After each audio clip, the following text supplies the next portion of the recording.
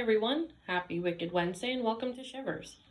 As we all know, the horror genre in film has been around for about 100 years, and many of the stories we know and love today can be attributed to gothic love stories and tragedies written much earlier than we think. Today we're going to talk about Edgar Allan Poe, a man who has contributed immensely to the genre from storytelling and from movies as well. Edgar Allan Poe was born in 1809 and died 40 years later in 1849 on a famous park bench in Baltimore, Maryland. He has written a total of approximately 78 stories and poems, with the most famous being The Raven, The Telltale Heart, The Cask of Amontillado, etc. There is no death certificate for Edgar Allan Poe, but it's said that he died from brain congestion caused by an excess of alcohol in his system. Many people hated Poe, and the local newspaper wrote a nasty obituary about him, calling him a womanizing alcoholic. Poe's stories were not wildly popular while he was alive, and neither was he, but rather he gained immense fame after his death and in more modern times. Poe's stories are read in high school literature classes, and his works are studied by English majors across the globe. Today, there are 48 feature films that revolve around his stories, some of which are flop films, but others that are truly amazing pieces of cinema. Starting out with his most popular and famous Poe story, we're going to talk about The Raven from 1845.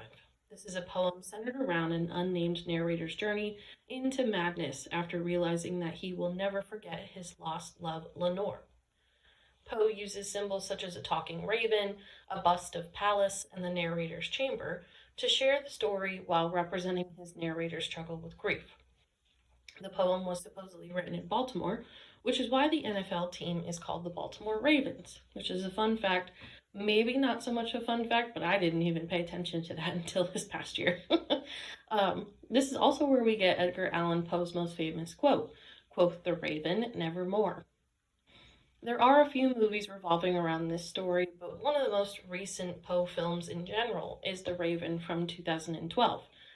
Set in the 19th century Baltimore, Detective Emmett Fields is our main character in the movie, and he makes a horrifying discovery, seeing that the murders of a mother and daughter in town resemble a fictional crime described in a story by Edgar Allan Poe.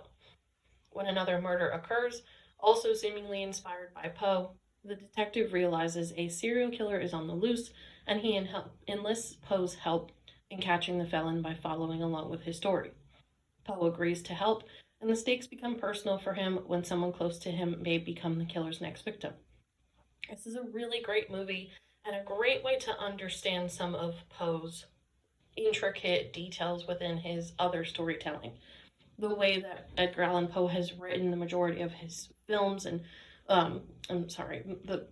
written the majority of his poems and his stories is a little bit old Englishy and just a little bit confusing in general. So being able to understand his stories and their points on screen may be a little bit of a lazy way to understand the stories themselves, but I think it makes it really easy. And the Raven movie in general, I think, is just a really good Sherlock Holmesy type of film. So I would definitely recommend it.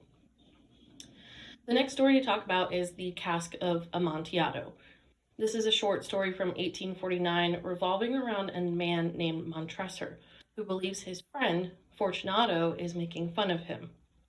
Tired of being bullied by Fortunato, Montresor gets him drunk and lures him down into a basement. There, Montresor traps Fortunato behind a wall, closing him off to his death. This story is not necessarily a film by itself, but became part of a 3-film series, Tale of Terror, in 1926. The next story to talk about is The Pit and the Pendulum. This is a short story first published in 1842 in the literary annual The Gift, a Christmas and New Year's present for 1843.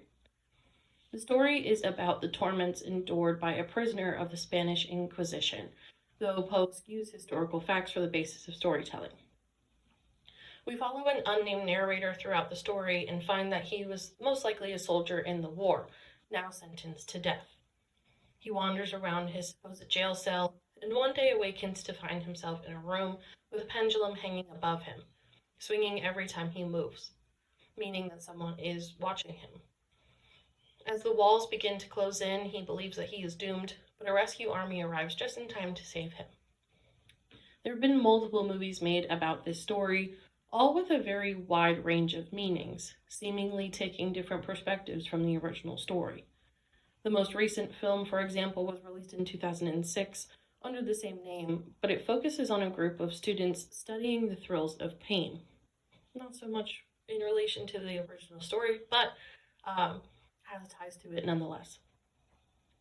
So the last story of Edgar Allan Poe's to talk about today is Fall of the House of Usher. This is a short story first published in 1839 in Burton's Gentleman's Magazine, then included in the collection Tales of the Grotesque and Arabesque in 1840.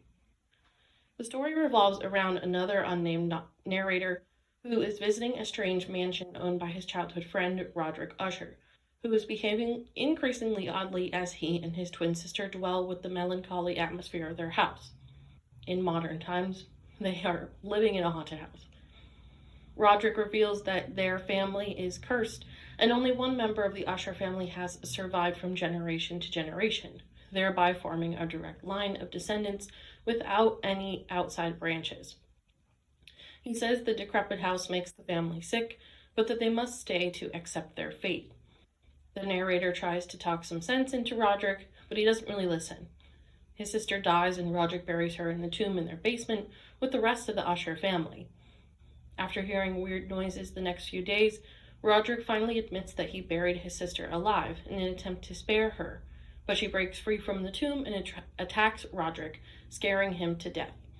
The narrator escapes the ordeal and looks back to see the house descending into the earth, hopefully ending this either real or fake curse. In North Carolina, they have this thing called the Carolina Theater has the thing called the Retroactive Gothic series, and it's super cool. They have movies play from the 1920s, 1940s, 1960s, 1980s in this very old style theater in Durham.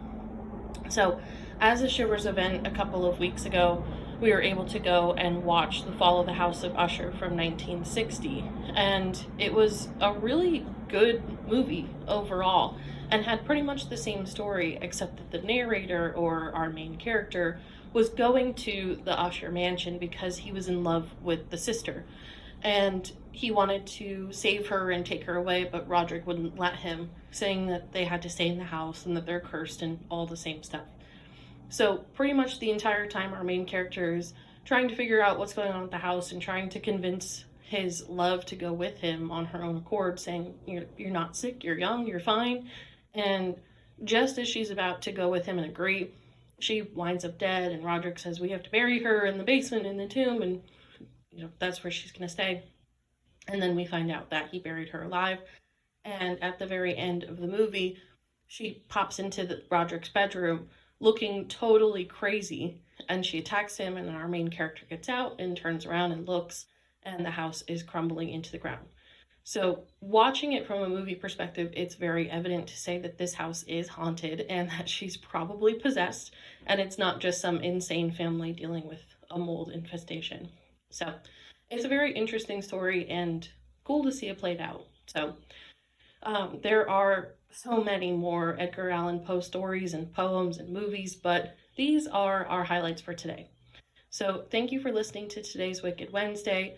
For those of you interested in going to something like the Carolina Theater or interested in keeping the conversation going, be sure to join the Shivers Meetup page so that you too can be part of all things spooky.